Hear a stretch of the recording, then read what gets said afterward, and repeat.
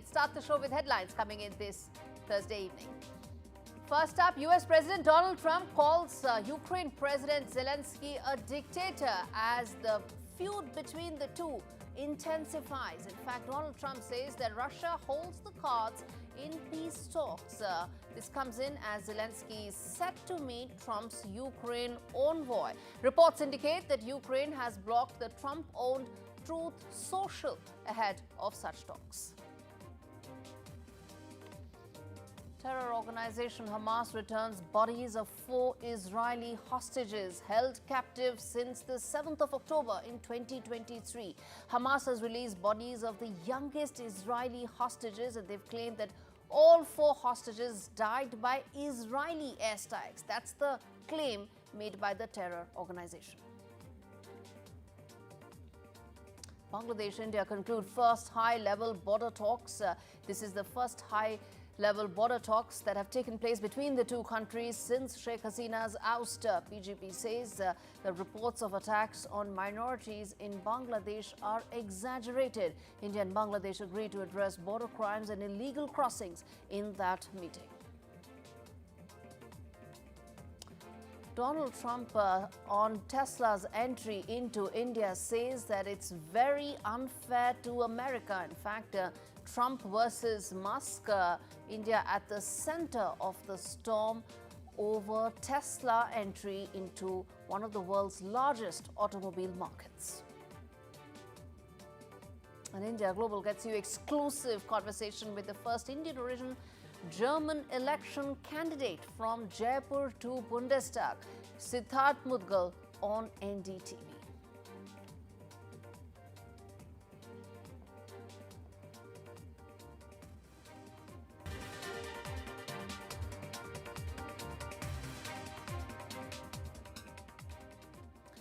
All right, the first story that we are tracking on India Global is the latest that's unfolding in Pakistan. A key ally of Imran Khan has said that an offer was being made to the jailed former Prime Minister for the nullification of his disqualification amidst reports of the Pakistan Tehreek-e-Insaf seeking some sort of backdoor rapprochement with the military, with the deep state. Sahibzada Hamiz Raza, who is the chief of the Sunni Ittihad Council, made this claim, saying that while the PTI founder did not demand the release of any party leader during the talks with the Sharif government, but in fact an offer is being made to set aside his disqualification in the next 3 months. He's been disqualified on more than one occasion because, remember, there are multiple cases of conviction against Imran Khan. The Election Commission of Pakistan disqualified Khan first in August 2023 or 5 years from holding any public office following a trial court's verdict in the first Tosha Khana case. This development comes after reports indicated that the PTI was eager to restart some sort of rapprochement talks with the establishment. Remember, weeks-long negotiations have gone in the past, leading to absolutely no conclusion whatsoever. Imran Khan remains popular. His clarion calls have led to a lot of people coming on the streets. There have been logjam both on the streets and in the political circles in Pakistan, leading to a situation where it could lead to major political security crisis. And what it started was the judicial reforms, or supposed judicial reforms in Pakistan. Okay, let's get in Batul Rajput, who's a journalist, joining me live from Lahore to talk to us about the latest that's unfolding there. Thank you so much, Mr. Rajput, for speaking to me. And let me start by asking you, this is not the first time that one is hearing talks of possible rapprochement between Imran Khan and the ISI and the military. How much should we pay attention to these talks, given that they've been circling around for several months now? Thank you so much for inviting. This is a big news whenever we hear to this kind of stuff that PTI has shown interest, or there is an unconfirmed news of initiative of talks within or by the establishment. It has become a breaking news every time. But let me tell you seriously, at this very moment in Pakistan, it does not get any news value because in the past we have seen that Pakistan Tehreek-e-Insaf, primarily led by Imran Khan, it has literally wasted a lot of political opportunities where it could capitalize just by sitting with political parties. But unfortunately, Imran Khan does not consider political parties as much as he considers the military establishment. You very boldly said ISI, but primarily when we address this issue in Pakistan, we say that there are some issues with the political party and the establishment. Because it was not only the agency, it was some other military officials. Those were targeted politically by Imran Khan. So it has become a personal grudge when it comes to uh, when it comes to the intensity of this matter. When we address this as journalists, we really feel that Imran Khan has to uh, go two Where do you steps see back this to going? address this. Ms. Rajput, where do you see this going from here on? Primarily, we don't take it seriously when we hear the news of talks. For you, it is a news. I'm not seeing it going anywhere, because Imran Khan literally says that he only wants to speak to Chief of Army Staff, which is not a political way out. And in the political parties, there is this opinion, whether it's six-party alliance, whether it's government, or the smaller groups that support Pakistan Tehreek-e-Insaf, they have been pushing Pakistan Tehreek-e-Insaf to sit with the political groups and make a political way out. But unfortunately, Imran Khan does not seems to be convinced. So as long as it is not a political way, we cannot see anything. Okay. We cannot see anything materializing out of it. All right. I end this with what I started this with, which is that this is not the first time these reports have come to surface. They have been circling for some time now. Thank you so much, Ms. Rajput, for speaking to me from Lahore on a story India needs to be very mindful and cognizant of.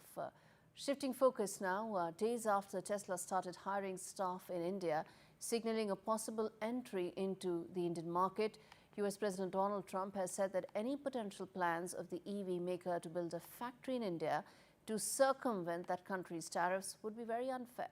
The US president made the remarks during a joint interview with Tesla CEO Elon Musk for Fox News, Sean Hannity. In fact, President Trump recalled that he called out India's high duty on cars during Prime Minister Modi's recent visit to the United States, but agreed to work towards an early trade deal and resolve their possible standoff when it comes to tariffs.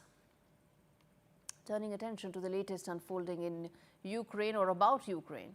Well, in the last 24 hours, the growing feud between US President Donald Trump and his Ukrainian counterpart, Volodymyr Zelenskyy, has escalated to new heights, or well, one would say new lows, given the fact that Donald Trump is now calling Zelenskyy a dictator.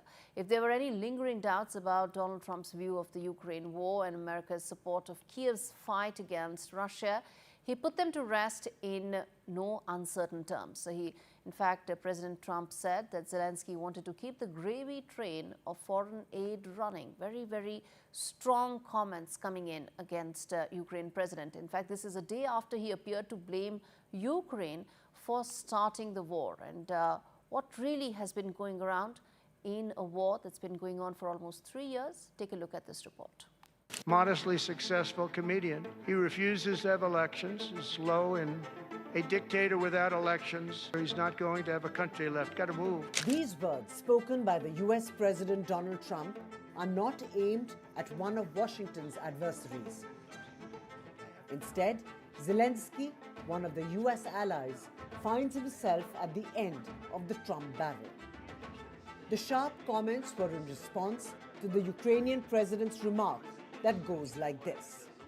Президент Трамп з великою повагою до нього відносимося як до лідера народу, який ми дуже поважаємо, американський народ, який нас постійно підтримує. На жаль, живе в цьому дезінформаційному просторі. The sudden war of words erupted after the Russia-US talks in Riyadh this week. Trump falsely blamed Zelenskyy for starting the Ukraine war. This blatant denial of the truth shocked even some Republicans back in the United States. International affairs experts have said that Trump has upended US's foreign policy in just a few days. Wars force people to pick a side, and Trump seems to be cozying up to Vladimir Putin. Zelenskyy has found support in European and UK allies, but Ukraine's largest supplier of weapons, the United States, seems to be swiftly gravitating towards Kremlin's rhetoric on the war.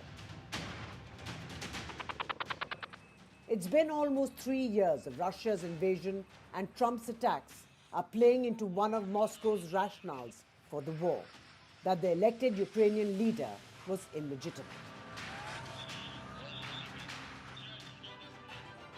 The US has initiated talks on achieving peace in the region. This Trump-Zelensky public spat risks derailing those efforts, or worse, make matters more complicated. With Vishal Vivek, Bureau Report, NDTV World. Sophie Fullerton, who's a professor of politics at Fordham University, joins me to talk more on this. Sophie, good to have you on the show. How do you see this complete swing in pendulum as far as American politics is concerned? How Zelensky is now being portrayed in the present administration? I first want to say that such comments made by Trump are not only inappropriate, but they're shameful. This is a country that was invaded by an aggressor and did not ask for any of what Russia is doing on Ukraine. I will say, given Trump's history and his penchant for viewing Putin more in a sympathetic light, I'm not shocked with the way that this is playing out. What's concerning to me, though, is that Putin is an authoritarian dictator that has not only caused chaos in Ukraine, but also in Syria. And if Trump allows for any type of diplomatic relations to be normalized with Putin, what does it mean for the future and what does it mean for other countries? Zelensky has said in the past that if we allow normalization with Russia, we'll see Russia at Europe's door, and we'll see more of this type of authoritarian aggression normalized globally. So that is one aspect in terms of how Zelensky is now being portrayed. Talk to us about where do you see this going in terms of a possible peace negotiations on this conflict? To be honest, I don't know, because Trump is very erratic with his foreign policy. We're not talking about a calculated individual and very intellectual when it comes to his foreign policy decisions. We're talking about someone who's very erratic and very much interested in his own self-interests. For Trump's self-interest, that means advancing his America First policies and ideologies, be it isolationism or globalization. So it's hard to say. What is more progressive or positive for me to see is that there's some Republican pushback domestically. What we've been seeing, instead of pushback from Republicans, there's been this go-ahead, basically from Republicans. Sorry, go ahead. Arguing that, go ahead. Okay.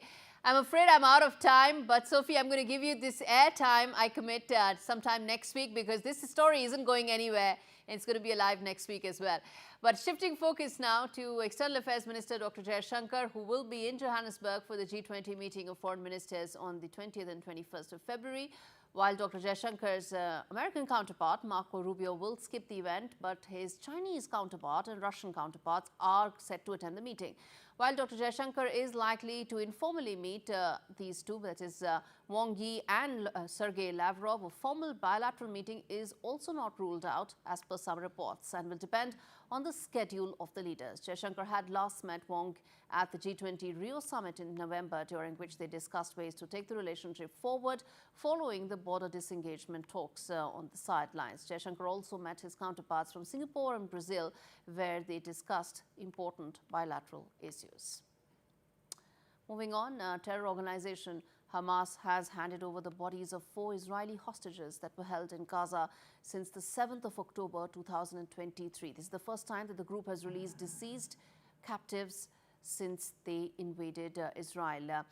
The hostages are said to include the bodies of Shiri Bibas, who was 32 when she and her 2 young sons, that is Ariel 4 and Kafir, just 9 months old, were abducted from their home in southern Israel more than 16 months ago.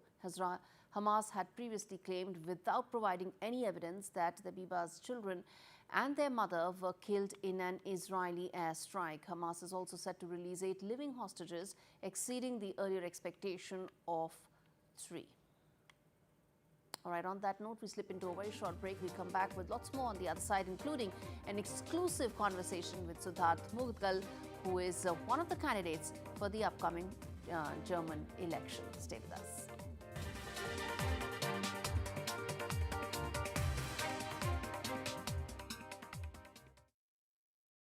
Ladies and gentlemen, we found the reason why Britain hasn't been so great of late. It's because the country hasn't been eating enough Weetabix. It makes sense. I've been eating croissants. Me too. We should deliver Weetabix to where it's needed most, to whoever's in charge of fixing potholes. VAR. Yes. And drivers who park like this. Yeah. To Britain, we must say, have you had your Weetabix? 100 055 7976 or search Gosh Lottery now for a chance to win big prizes and make more wins happen.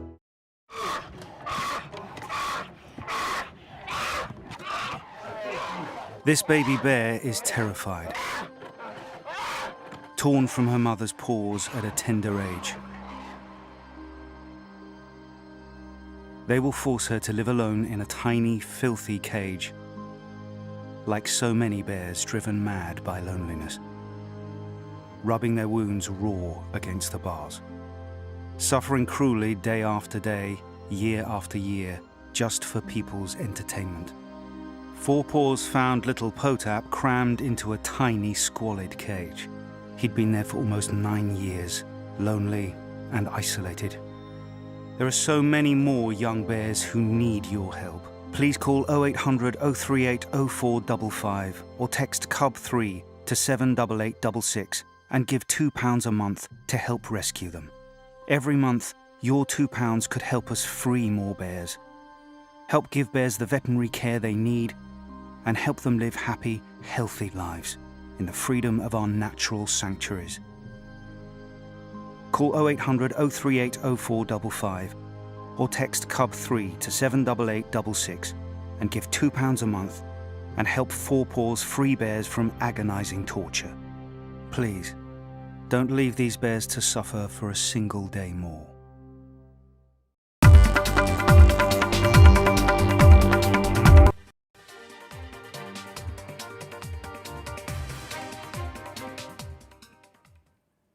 Welcome back. You're watching India Global. We now turn our attention to the German election.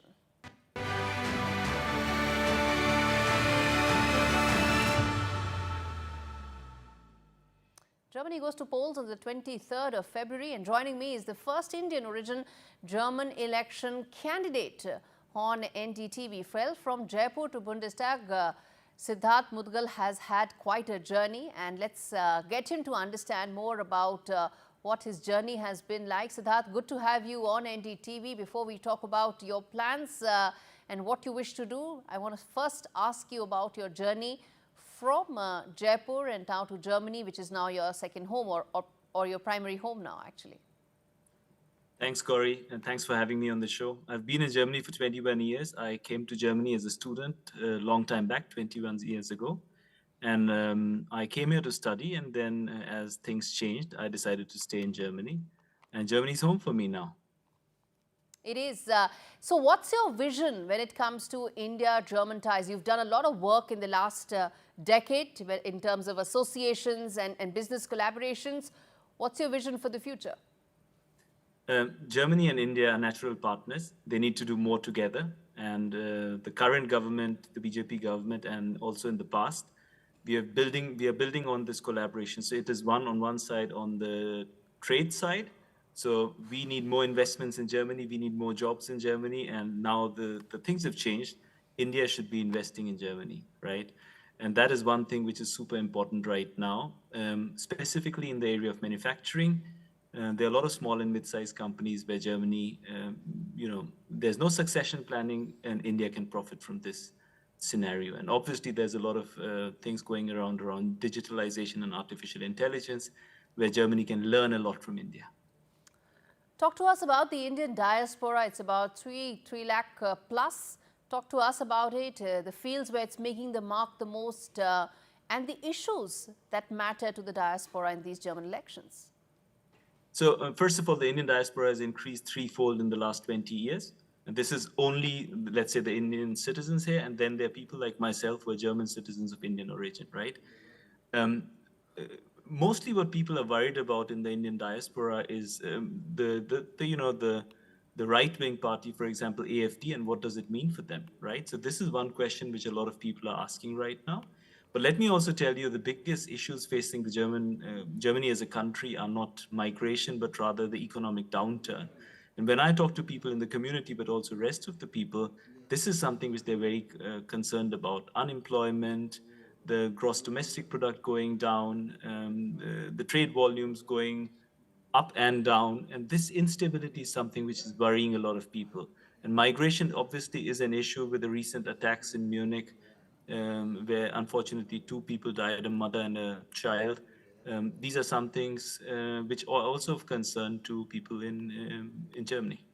Well, one thing that one keeps reading about these German elections sitting here in India is the number of times Elon Musk seems to be featured in stories and issues related to the election. Talk to us about what's actually the role Elon Musk may play or is playing in these elections. Look, information is power. Elon Musk sits at the source of, let's say, a big tool, a big instrument, which is Twitter. But I must say, Elon Musk, he should be focusing more on American politics or in his home country, but for that matter of fact, South Africa, rather than German politics. He, according to me, doesn't know much about the Alternative for Germany, which is a right-wing party. They are extremists in nature and all sort of things. So I recommend Elon Musk better literature so that he knows who he wants to support and he does not want to support.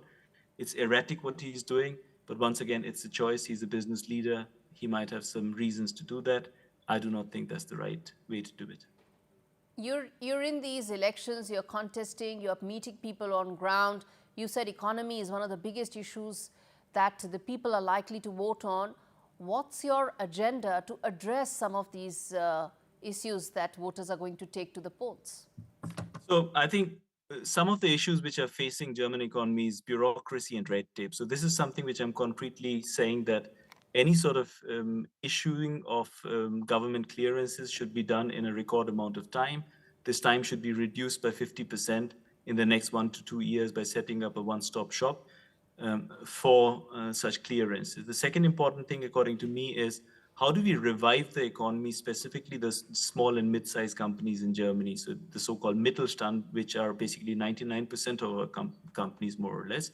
How do we make sure that they get jobs back into the country? And for them, I'm proposing tax benefits, tax discounts, and actually a bonus. So for every €1 they invest in latest technologies, artificial intelligence, robotics, the government should give them 10 cents on top. So this is something which we are focusing on. Also then bonuses for companies who are getting jobs back into Germany. So that's an important aspect.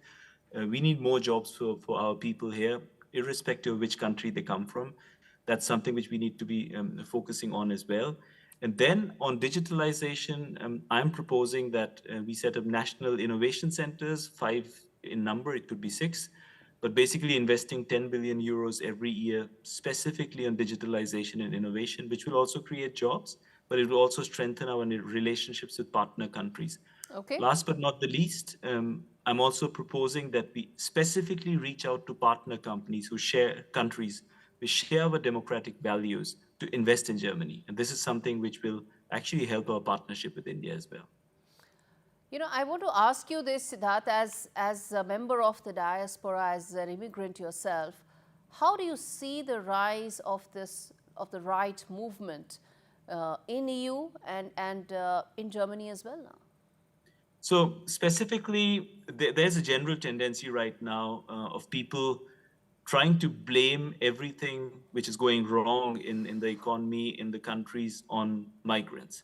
Now, this is an easy choice to make, right? But if you go into the details there are basically 2 types of migrants. One are, I would say, migrants who are coming here who Germany needs, so people who are qualified, educated, etc. And then on the other way around, it's people who need Germany. And our responsibility, moral responsibility as a mature democracy, is to support people who need us, right? Right. And this philosophy is part of, let's say, the European system.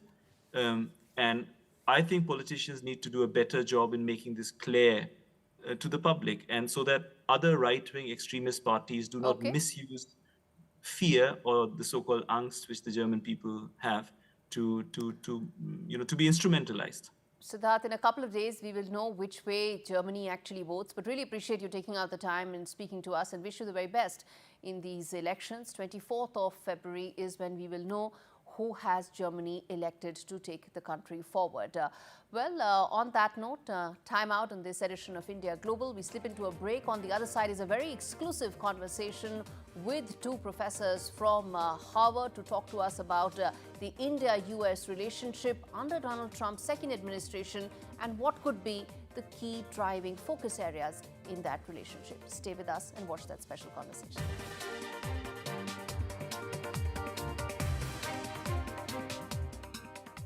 In today's interconnected world, India's voice is more crucial than ever. When India speaks, the world listens. At NDTV World, we are that voice, bringing you intelligent and insightful news from India and beyond. From geopolitics and diplomacy to economic shifts, migrations, tech disruptions, and the stories of our diaspora. We cover the news that shapes our global future. NDTV World, your new home for global news, is here.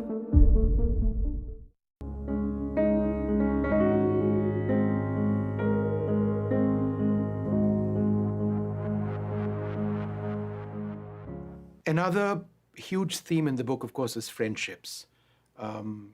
Various friendships. But let's start out early.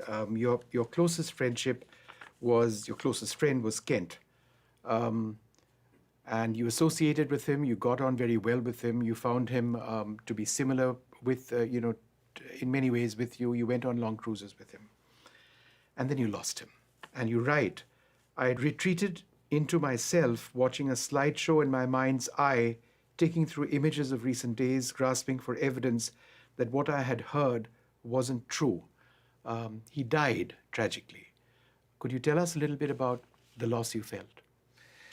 Yeah, my childhood really only had this one traumatic event in it. I'd had grandparents die, but at a pretty old age, and I'd never even contemplated the idea that somebody close to me, not to mention my very best friend, would just be killed.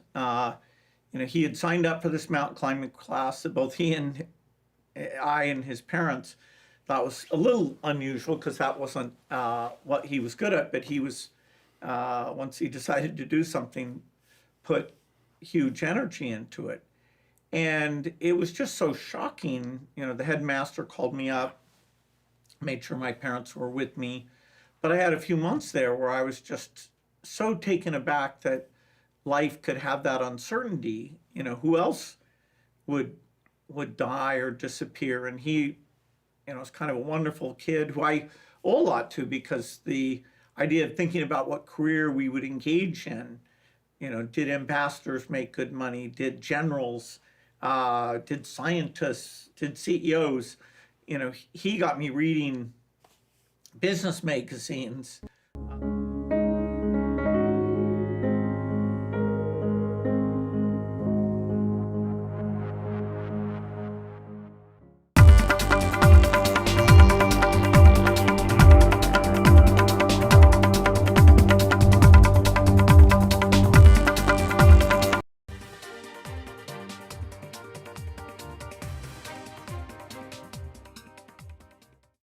Professor Kompas, Professor Gandhi, thank you so much for speaking to me on NDTV. Let me start first by asking, in terms of the big thing when you see, we're talking at a time when there's been an important meeting that has taken place between Prime Minister Modi and President Trump.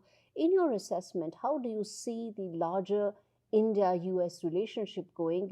It's not just about the politics aspect of it. I think economy and trade is going to be really central to this relationship going forward. Your thoughts on that, sir? Yes, I think the U.S.-India relationship from an India perspective, if I kind of view that lens, is an extremely important one. I would say it's right up there, and for a variety of reasons. So one is on technology flow, like you said, and we can get into that more. The second is on capital flows. I mean, ultimately, India does need more capital to grow and sustain its economy. It's the highest growth large economy, but it is capital deficient. And so capital flows is the second one. Talent flows is the third one. So there's a huge number of areas where U.S.-India collaboration, I think, is actually, underperforming. And therefore, there's massive upside opportunity to kind of take it to the next step. Professor Gompers, if you were to talk, about the technology aspect of it and also the kind of opportunities it throws up, the one very interesting thing between when, this meeting of the two heads of state was the focus on technology, whether it is biotech, whether it is semiconductors, whether it is defense. How do you see that helping and really becoming a catalyst for India when it comes to starting the ecosystem for all these technologies? Yeah, so if we look at the last decade, one of the global success stories in sort of startups is clearly India. It's transition to an economy in which many of the best and brightest want to go, they want to start something, they want to build a national champion. And the last decade was really driven by companies focused on doing things in the Indian market. It's a huge market. You can build a multi-billion-dollar unicorn success by focusing on India. But I think that your question sort of is the right one, because if we look going forward, I think over the next decade, we're going to see almost as many global success stories. I think, India currently has, I think, something like 117 unicorns. But 98% of those are focused on the Indian market itself. I think what you're going to see is, given this new focus on collaboration, focus on technology, we're going to see centers of excellence in biotechnology, in AI, in other areas in which Indian startups and Indian technology will be sort of global leaders in many areas. In fact, you spoke about AI. I wanted to come on that. There's also been an AI Action Summit. India was one of the co-chairs. Again, a lot of focus on the technologies of the future, which is AI. How do you see India's role in that, and how do you think that will build the ecosystem that one wants? Yeah, I mean, I think there's a couple of things. So the first ingredient that India has in abundance is just talent. It's got great STEM education. It's got great universities. I think the piece which has sort of been growing is both the public and the private funding of the sort of the R&D component of that. And I think there'll be increasing global interest. Again, from one of the areas that I study is certainly sort of the venture capital space. And one of the things that we've seen is this increasing flow of capital, primarily from the U.S. into India. And back to this point that I think that's been the biggest missing ingredient. It's got the talent, but you need the capital flows to fund the R&D, to fund sort of the science, and then we're going to see the emergence of these global winners. I'm going to come to the semiconductor bit in just a while. You wanted to add on that, Professor Gandhi? Go ahead, take this. Yeah. So just adding on that, I think one of the key things, for example, there are a couple of examples of companies just on that in terms of the talent piece. So one of them told me that essentially a PhD in India with the same qualification and same caliber of a PhD, say, in the US one costs 6x as to what an Indian PhD costs. And so if you think about having the same talent in terms of the R&D, because India has really been missing the whole aspect of deep tech.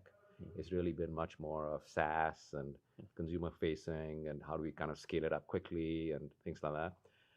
So I think going forward, for India to become a more bigger center of excellence, this tapping in of deep high quality talent, and not just the talent that kind of supports outsourcing and things like that, but this is deep research and development type of talent, along with longer term capital orientation, is I think which, as Professor Gompers just said, is really what is kind of going to change, in my view, in the next 10 years. And do you see the role of the state, or how do you see the role of the state in that? Because yes, there is now a large, vibrant tech ecosystem in India.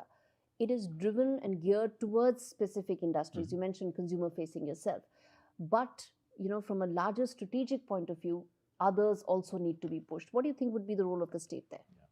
So typically the role of the state could be, providing capital, but in this case, I think that the real role of the Indian state should be to facilitate the flowing of private capital. India, again, just given all the various demands, given the demands on education, healthcare, poverty alleviation, given all those demands, I think India has been lacking the capital to actually invest in long-term, deep tech-oriented opportunities.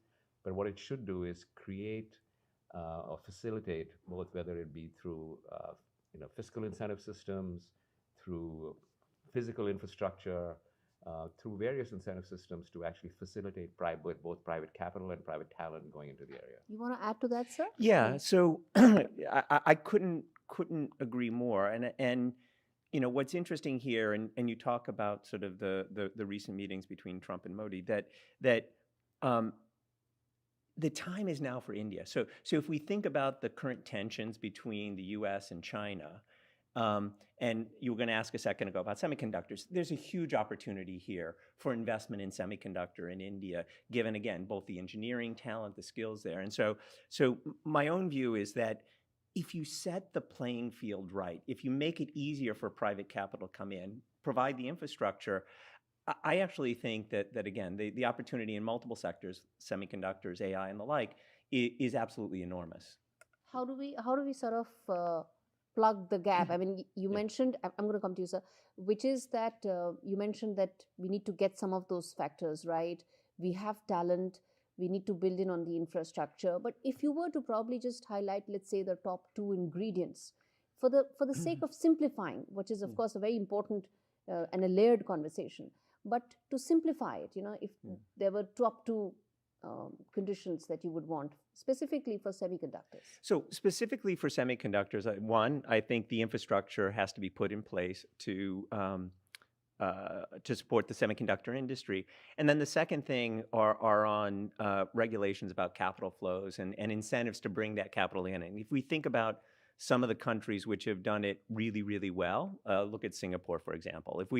Singapore is a tiny country, but the flow of both talent and capital into Singapore is driven by the fact that it's easy, the business regulations have been massively simplified. You've got the regulatory controls around capital, again, far simplified. And so what I would say is that relying on the private sector and allowing the private sector to operate in a way that isn't so regulatory heavy is probably the biggest and most important factor in my mind. Professor Gandhi, you wanted to add to that? Yeah, so adding to that, in terms of the China plus 1 strategy, just building on what Professor Campos just said. So the China plus 1 strategy in India has been somewhat successful. If you think about it, but a few years ago there were no iPhones being built in India. Now a reasonable percentage of iPhones are being built in India. There's other examples like that, whether it be in automobiles. But again, when I speak with folks who are doing this, that there was so much more that could be done, and so much more could have come out of will come out of this meeting that you refer to that's just happened. But there still are a lot of hurdles. There are, whether it be regulation, whether it be land acquisition, whether it be labor laws and kind of clearing up this labor law. So there's given the policy pronouncements here in the last couple of years, I think the government clearly recognizes that, but I do think more could be done. The other thing I would say is that because, given the federal system, you'll see that there are clearly some states that have actually done a lot of this, are getting a disproportionate share of capital flowing in. And so therefore there are good examples of taking that kind of those, what I would say, best in class and scaling them up. Yeah, so there are some enclaves of successful government policy and that have attracted more investments and more needs to be done. But the fact is some of these are state subjects, so you cannot have central laws when it comes to land being one of them. Such a political hot potato. But coming back to, you mentioned the China plus 1 and the supply chains. Under President Trump, how do you see that evolving and allowing India, or do you see that allowing India more opportunities? Because that could also mean probably, the nature of Quad also changing from being almost like a soft power where it's more about disaster recovery and vaccines and that to becoming more about supply chains and do you see that evolution happening and allowing India the opportunity, and how do you see that coming through in the next couple of years? No, I clearly see that as an opportunity. So it's one of the things where there's the government policy or dialogue, but ultimately supply chains are driven by the private sector. And so it's really the private companies that are disproportionately perhaps reliant on China to kind of move that to India. And there again, that's where the policy comes in. I think a lot more will happen. I would say that the production-linked incentive scheme that the government has put in place has been positively received. I think it's structured in a way that stimulates investment in the near term, but takes away subsidies in the long term once performance targets are met. And I think those are the kind of policies which need to be continued.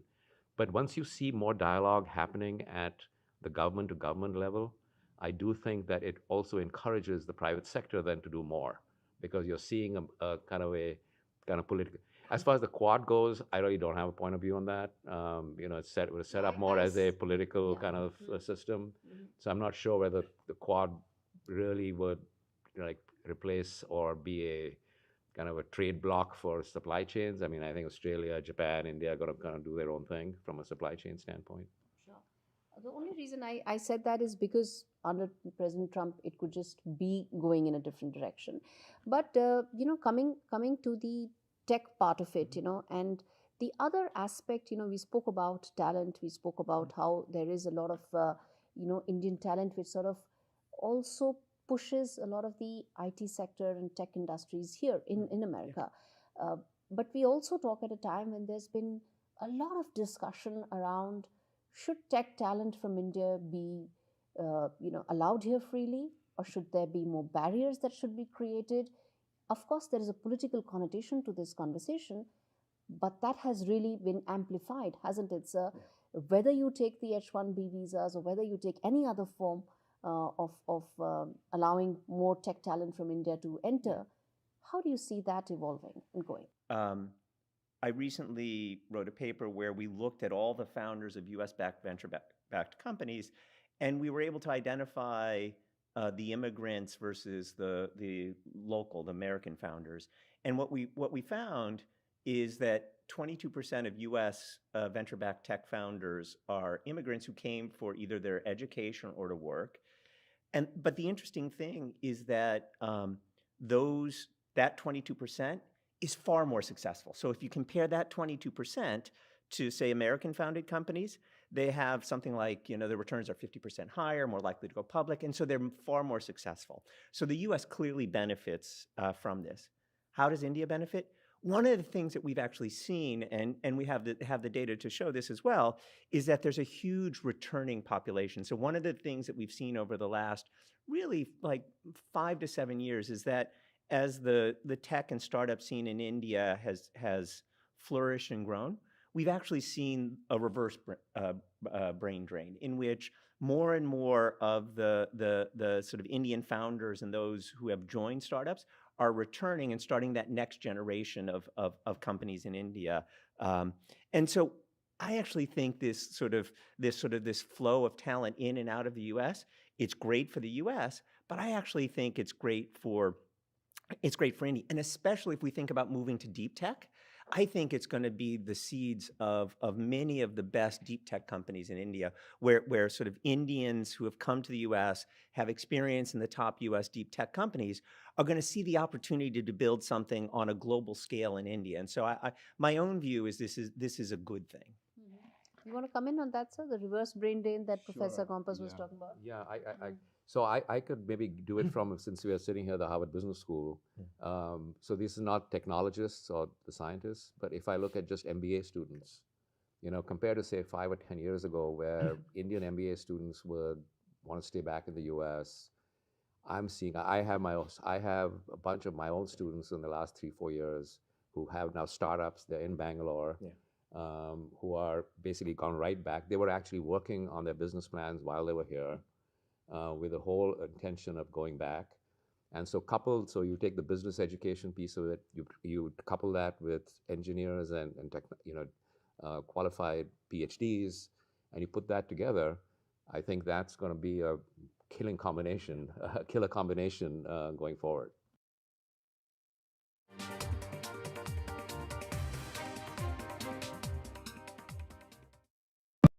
Ladies and gentlemen, we found the reason why Britain hasn't been so great of late is because the country hasn't been eating enough Weetabix. It makes sense. I've been eating croissants. Me too. We should deliver Weetabix to where it's needed most, to whoever's in charge of fixing potholes. VAR. Yes. And drivers who park like this. Yeah. To Britain, we must say, have you had your Weetabix? It's nice to have choices in life. Tony here chooses to get a new phone every year by exchanging his old one. Don't worry, Mike, you can get a new phone too. Big love to Gordon, who chooses a lifetime warranty to keep his phone lasting longer, just like his romance. Oh, love it. Keep your phone lasting longer, or you could get a new phone every year. The choice is yours at Vodafone. Today, if you can think it, you can make it. But the same goes for cybercriminals. Because with AI, they can invade your online privacy, scam you, and bombard you with real-looking threats. That's why our VPN combines AI-powered scam detection with advanced online privacy protection. So you can live your best digital life. Norton VPN Ultimate. Advanced tech for advanced threats. I'm a simple man, but now I'm in my 50s, things are getting a little more complicated. Retirement's peeking around the corner, and I wanted to make sure my family would be really looked after if anything happened to me. That's why I decided to learn more about over 50s life insurance from Cover Today. They're the only over 50s life insurer with no waiting period. Unlike other insurers who could make you wait up to 2 years, with Cover Today, you're fully covered from day one.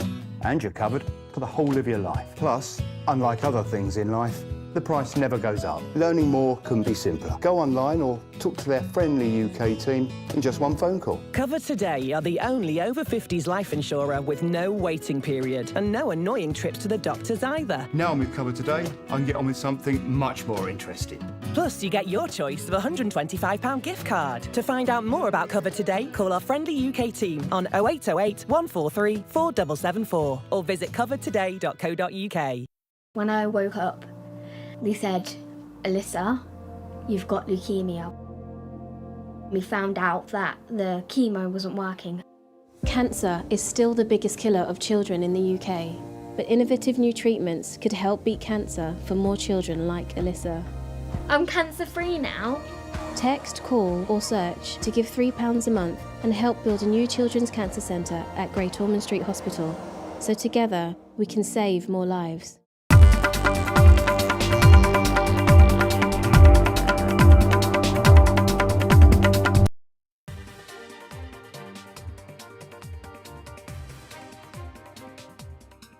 When you talk about the trade relationship between India and US, there's been a clear intent to increase that going forward. It's about $120 billion. The public intent is to double it in the next 5 to 6 years.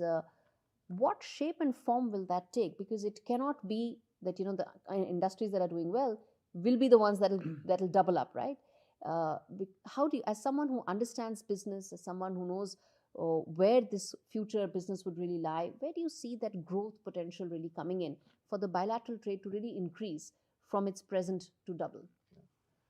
So I think there's a variety of areas, and also it could again be part of the China 1+ strategy, because so much of it right now, India's largest trade partner actually is China. So again, from a personal national security perspective, that there's an incentive to do that. But I think some of the things which was talked about, like whether it be space, defense, and I think even just basic things like consumer products, there is actually the opportunity to increase that flow between the two countries remains very high. It has been underperforming. I guess the counter to that would be that I'm not sure where the announcement around tariffs, at least what I read, is that the biggest negative impact on that would be on India and Brazil. So that's a big question mark in my mind, that if tariffs kind of go up and things become, the barriers are kind of put up, whether this doubling, it's hard for me to see how trade doubles when tariffs go up, at least in the near term. Your thoughts on that, sir? Yeah, so maybe I'm a little bit more of an optimist here. I think that certainly the Trump administration is using tariffs to get what they want. But I think strategically, if you think about where would the Trump administration want to source products and technology products and the like, it's not going to be China. Back to the iPhone example again. I think that when we look, and if we think about sort of the tech sector broadly, I think there's a tremendous opportunity to build value-added sort of tech sort of facilities and production and like in India, because and if I think about whether it be Apple, whether it be Google, whether it be any of these other tech companies, even in the biomedical space, you talked about that as well. I think that there's a tremendous opportunity, and I think the Trump administration would much rather build those kinds of bilateral trade relationships today with India as opposed to China, given some of the tensions that we've actually seen. And so while tariffs are waived as sort of this, listen, you need to give me what I want, I actually think at the end of the day, if I had to guess, 5 years from now, all of this will have been to the benefit of India. And how much of a tool are they from a geopolitical point of view? Interesting question. We can only speculate in terms of the inner workings of what President Trump thinks. But certainly, whether we see it on sort of the trade and business side, whether we see it in sort of geopolitical conflicts, he portrays himself as being somewhat crazy, and I think he does this in a shrewd way to try and get an agreement. So again, we can all have our assessment of whether or not we think that's good or bad, but I think he throws out crazy potential policies, and at the end of the day, there will be agreements. So professors can get away by calling heads of state all sorts of things. Journalists, unfortunately, do not have that luxury. I won't say any of that. But let me then ask you this about we speaking about geostrategic, geopolitical aspects. The one thing that I also want to touch upon is that there is a huge expectation that the Russia-Ukraine war is set to end. Whatever may be the political solution, how do you see the larger impact of that? Because it's been an overhang. It's been an overhang from an economic point of view, from a trade point of view. You take the commodities market, all of it have seen an overhang of that war.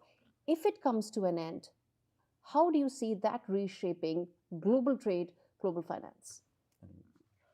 And that's a question to both of you. Yeah. No, I understand, but I'm not sure I'm quite qualified to answer that question, quite honestly. No, I'm just asking from So, understanding point of view. Yeah, no, I mean, so again, I'm not going to express my own policies on this, but I mean, clearly, given the close relationships that India's had with both Russia and the U.S., I think to the extent that there is a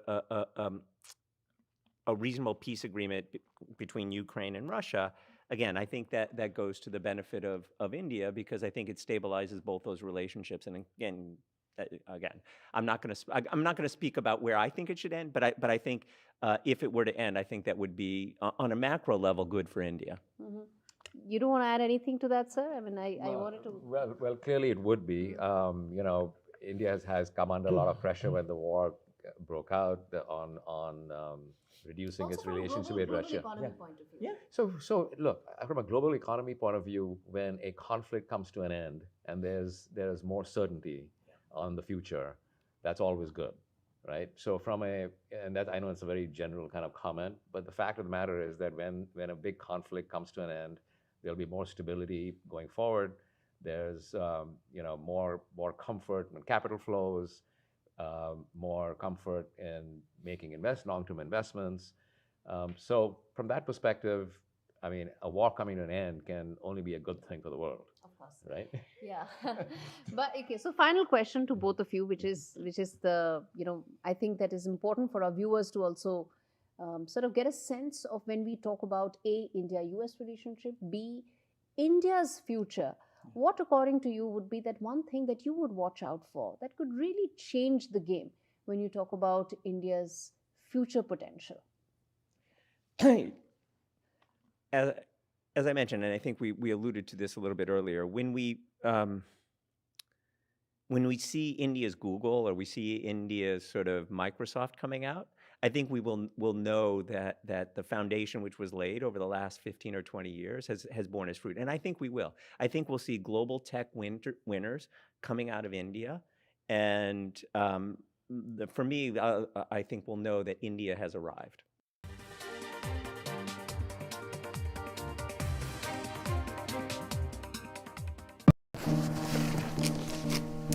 I'll fix him, love. Poor pet. Just shows you never know what's going to happen. Which reminds me, I need to protect the life we've built. That's why I'm looking into smart family life insurance. Hi, I'd like a quick quote, please. OK. You can choose a benefit amount up to £750,000, depending on your age.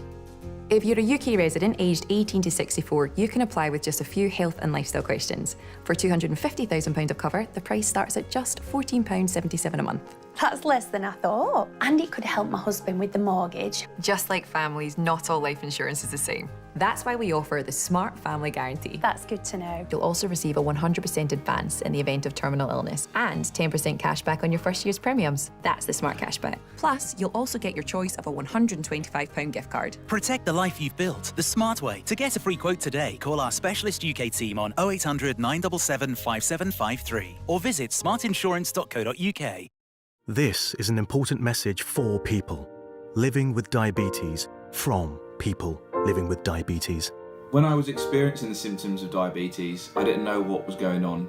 You go on the internet and it's full of horror stories. I didn't understand about carbs, I didn't understand about blood glucose levels. That's why the support I get as a Diabetes UK member is so important. You can become a Diabetes UK member for just £3 a month. When you do, you'll receive a practical guide specific to your type of diabetes and a copy of Balance magazine 4 times a year. Plus, you'll help support research that could lead to better treatments for all types of diabetes. As members, we're all working it out together. Call 0800 144 5410 or go online to become a Diabetes UK member for just £3 a month. Join us now because membership can help you learn to live better with diabetes. Now I'm retired, I can spend more time with my grandson. I'm proud of him and want to help any way I can. Which reminds me. Welcome to British Seniors, the UK's #1 rated provider of over 50s life insurance. Hi, I'd like a quick quote. No problem. We're proud to offer our seniors lifetime guarantee. With 100% of claims having been paid, we guarantee your premiums will never go up and that you'll speak to one of our specialists in the UK. Well, that's good to know. UK residents aged 50 to 80 are guaranteed to be accepted. Depending on your age, your loved ones can get a cash payout up to £10,000. And that money can help with my funeral costs or even be used as a gift. I'll do it. Plus, when you sign up, you'll receive a £135 gift card and free 24/7 GP advice and health services. Thanks, Mum, for everything. Be proud to protect your loved ones with British Seniors. To get a free quote today, call our UK team on 0800 158 552 or visit britishseniors.co.uk. Kejriwal watched, mainly because of her wide-ranging acceptability by the organisation, its cadre. She has maintained a low profile, is seen as more accommodating and also dedicated to party work. More importantly, this is also the BJP setting the stage for implementation of the Women's Reservation Bill, Nari Shakti Adhiniyam. Indian society is now used to women as voters, but we need more women leaders, and Delhi has had Sheila Dikshit, Sushma Swaraj and Atishi in the past, and that tradition is only getting strengthened with yet another woman all calling the shots. Now, new Chief Minister Rekha Gupta, you see the visuals there, has had a packed schedule on day one of her government. Soon after taking oath, along with her Council of Ministers of 6 leaders, this afternoon she went to her office at the Delhi Secretariat. She met officials and leaders. Following meetings and greetings, the first thing the Chief Minister did was to call a cabinet meeting. Rekha Gupta and her cabinet meetings also attended Yamuna Aarti at Vasudev Ghat today. This was her pointer that cleaning of the river Yamuna is going to be very important for her cabinet. Rekha Gupta has also said that her government will soon fulfill the monthly promise of Rs 2,500 to poor women of Delhi. Ayushman Bharat, a big flashpoint between the former Aam Aadmi Party government and centre, is also likely to get implemented in the capital very soon. Cleaning of Yamuna, air pollution, governance, civic issues, water and overall infrastructure. Rekha Gupta and her 6 ministers, Parvesh Verma, Ashish Sood, Manjinder Sirsa, Kapil Mishra, Pankaj Singh and Ravinder Singh have a lot to do in the coming days.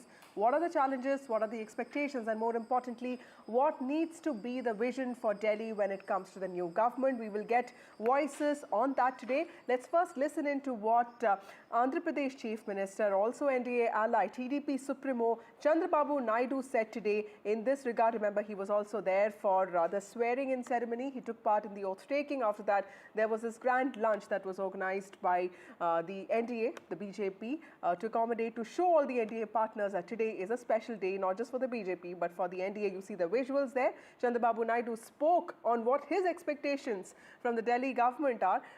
Let's listen into what he said. Highest polluted city in the world is Delhi. Now you will have a free air now. Your health will be improved. And also Yamuna river is going to purify now. All pollution will go. As a matter of fact, everybody is coming to Delhi by saying this is my capital. For the last 10 years, whenever you come to Delhi, you want to leave Delhi immediately because of pollution. We have Nyuma Gupta of the BJP joining us. We also have Amitabh Tiwari, who is a data expert and also political analyst. We also have Sajjan Kumar, author and political analyst, joining us. Thank you all of you for joining me on this broadcast. It's an important day for all Delhiites. To you, Nyuma Gupta, first.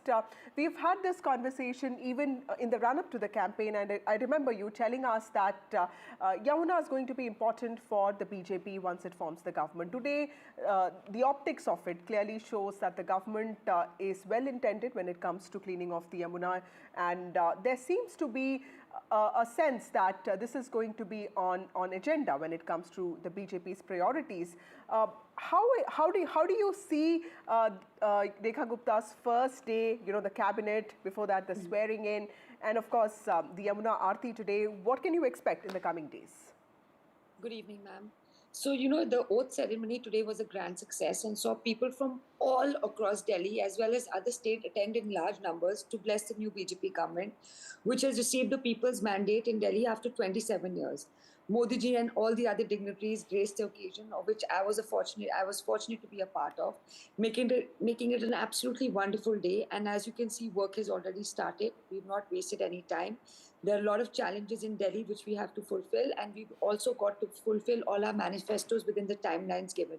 Let's go to the Yamuna. You've seen the Yamuna Aarti just as we're seeing visuals on your TV. The new BJP government is absolutely committed not only for cleaning the Yamuna up, but also rejuvenating it to the level that an ordinary citizen can go and spend time at the riverbank without turning away in disgust, as their nose and eyes both are assaulted by the various smells and sights which have been the case in the past 10 years.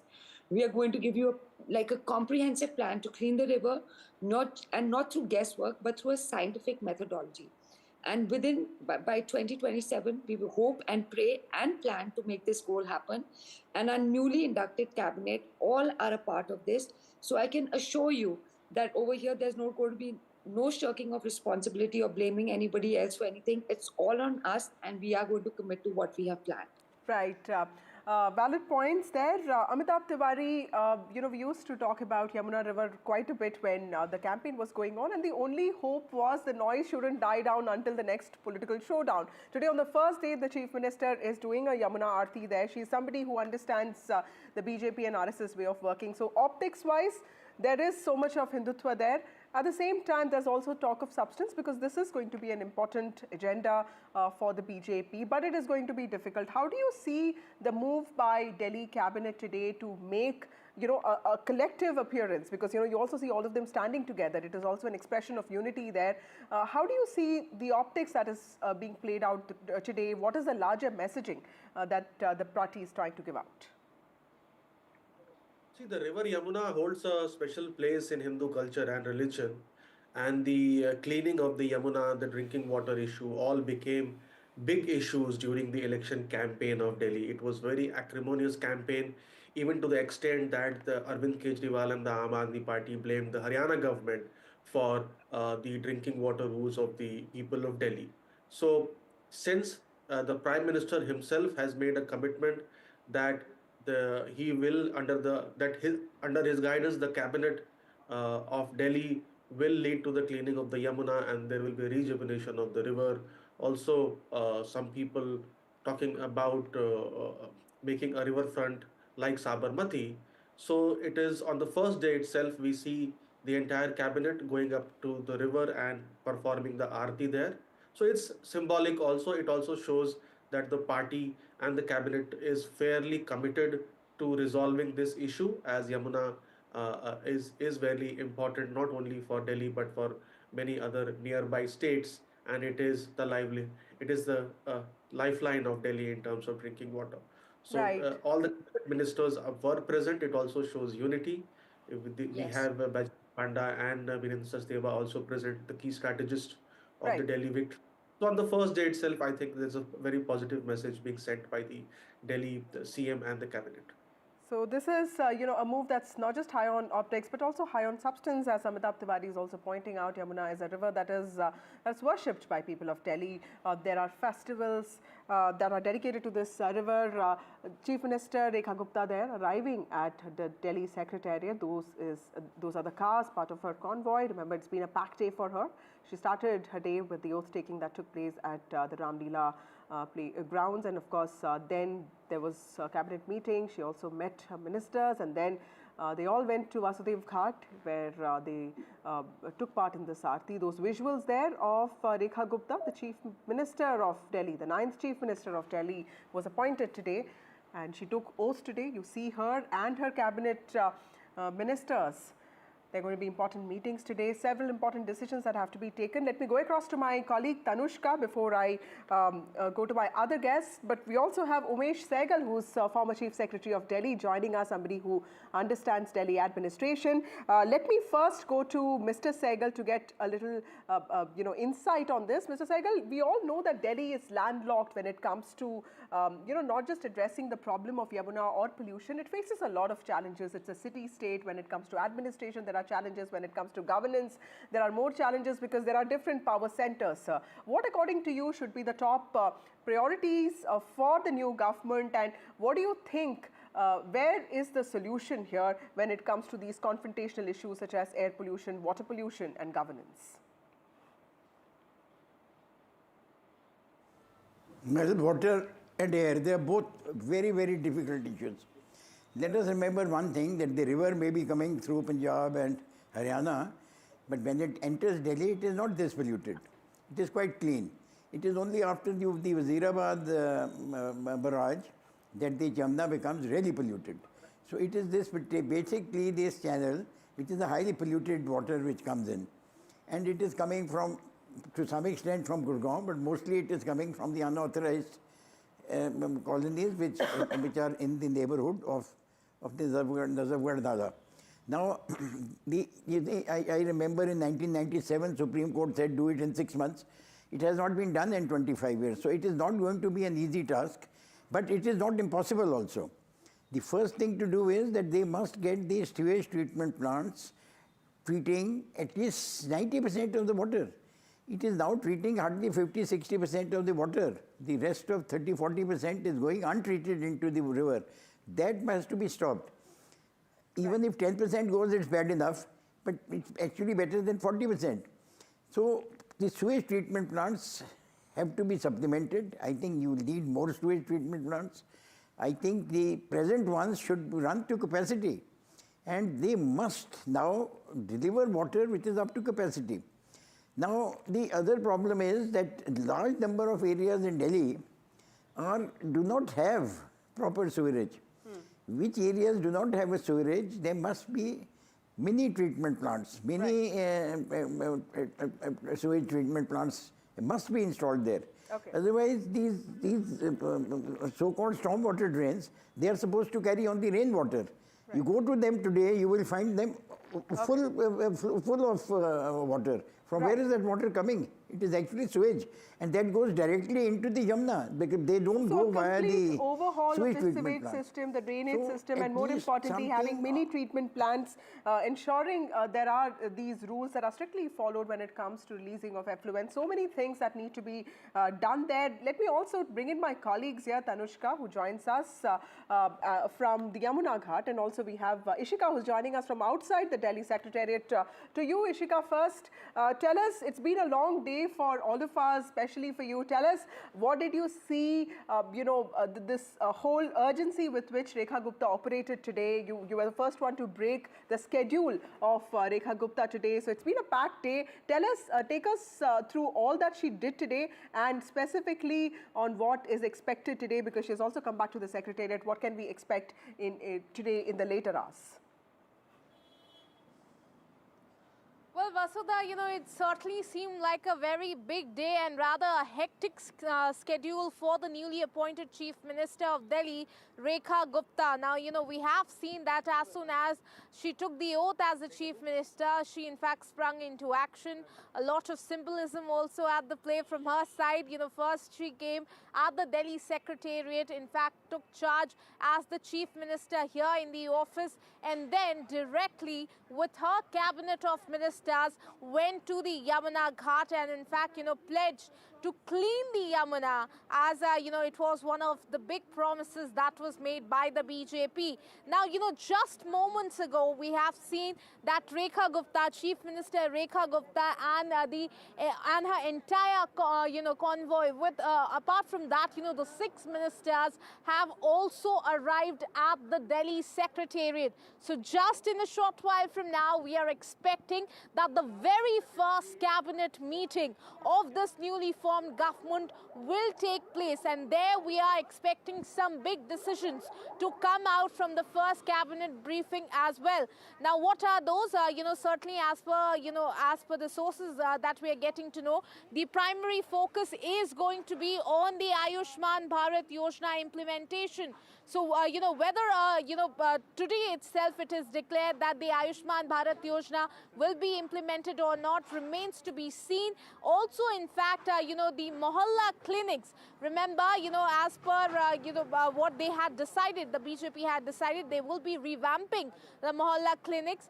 But very interestingly, we are also waiting whether what the BJP said regarding launching an investigation into Mohalla clinics, will that be done or not, also remains to be seen. Apart from that, another big point is the CAG reports. Those 14 CAG reports which till now have not been tabled, the BJP had promised to do so, and it remains to be seen whether today they will be deciding on the date as to when will the Legislative Assembly be called for those 14 CAG reports to be tabled. Apart from that, certainly Yamuna, clearly is the focus of this newly formed government. Whether or not the blueprint will come out in this meeting, that is also a big question at the moment. Over to you. Okay, thank you, Ishika, for joining us with those details. An important day today, and several decisions expected today on the first day. This is a meeting that's not just high on optics, but also on substance, like Ishika is also reporting. Several important decisions with regard to the CAG reports, whether they'll be tabled or not. Remember, these are reports that have also pointed to alleged corruption by the Aam Aadmi Party. And also, there's that important decision on Ayushman Bharat and also welfare, giving away 2,500 rupees to poor women of Delhi. Tanushka also joins us. Tanushka, my colleague, reporting since morning today on Rekha Gupta, the new Chief Minister. Tanushka, tell us the whole thing about Yamuna. Tell us the takeaways that you have from this first event that the Delhi cabinet held together. There was a show of unity. There was a show of a collective, approach to work. There is, of course, the worship element to it, the Hindu element to it, but this is also so much about policy as much as it is about politics. What would be your key takeaways from the Yamuna Aarti that took place today, something that Rekha Gupta herself led? Vasudha, more than this being, a show of unity, this definitely gave out a very strong message from the BJP with respect to hopefully their intent. Definitely speaking, we've spoken about optics and symbolism. This whole Yamuna Aarti, we must understand that oath taking happened just today. Right after the oath taking, there is a brief meeting with the Council of Ministers and the Chief Minister and the PM. And of course, the Chief Minister takes charge of the Delhi Secretariat. And right after that comes to the Yamuna banks for performing an aarti, a ritual, a typical Hindu ritual. So, and while I was here, there were chants of Jai Shri Ram going around when the puja was happening. So that was the atmosphere here. So we must understand that this is something that the BJP has held on to throughout their election campaign with respect to Yamuna cleaning. Since the Aam Aadmi Party in its second term, right at the beginning of it, Arvind Kejriwal had promised that by the end of 2025, he'll get the Yamuna cleaned entirely. However, he has not lived up to that promise, and this is one strain that the BJP picked upon and has, gone on to with. Right after the elections happened, the results came in. The BJP took upon the cleaning of the Yamuna. Garbage is being picked out of here, but of course, it is not that easy. Just picking out garbage of the Yamuna does not clean the entire river. There's much more to this. There are STPs that need to be brought in. There is also water flow that needs to be sorted from different states as well. So it is not a 2-day or a 3-day thing. It is a huge plan, and out here they did bring into focus the fact that their promise of cleaning Yamuna in the next 5 years is something that they're very keen upon. Okay. However, the very fact that also there were these 6 ministers of the BJP along with the chief minister on the very first day of them taking charge, performing ritualistic ceremony here at the Yamuna Ghat, gives across a very strong message to the people as well. Back to you. Thank you, Tanushka. Let's also listen into what Jay Panda, the National Vice President of the BJP and also the in charge for Delhi elections, said today.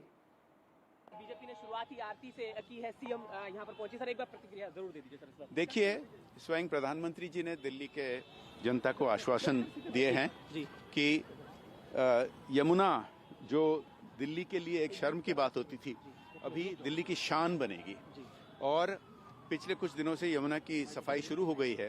जब प्रदेश सरकार जो झगड़ा में लगे हुए थे, जो झूठे इल्जाम में लगे हुए थे, वो हट जाते हैं, रुकावट नहीं कर पाते हैं, तो केंद्र सरकार के साथ मिलकर बहुत कुछ हो सकता है। आज जो यहाँ यमुना आरती हुई है, ये एक बहुत बड़ा सिंबल है। और इमीडिएटली इसके बाद पहला कैबिनेट मीटिंग में कई सारे विषय जो हमारे संकल्प पत्र में है, उस पर कैबिनेट निर्णय करेंगे। आने वाले 100 दिन में और आने वाले 5 साल में आपको बहुत कुछ देखने को मिलेगा। एक विकसित भारत का राजधानी जैसी होनी चाहिए, विकसित दिल्ली आपको देखने को मिलेगा। Well, Sajan, thank you so much for waiting. You heard everybody out. Tell us, a lot of people would think that this is the BJP also showing a great sense of urgency because it's come to power in Delhi after 27 long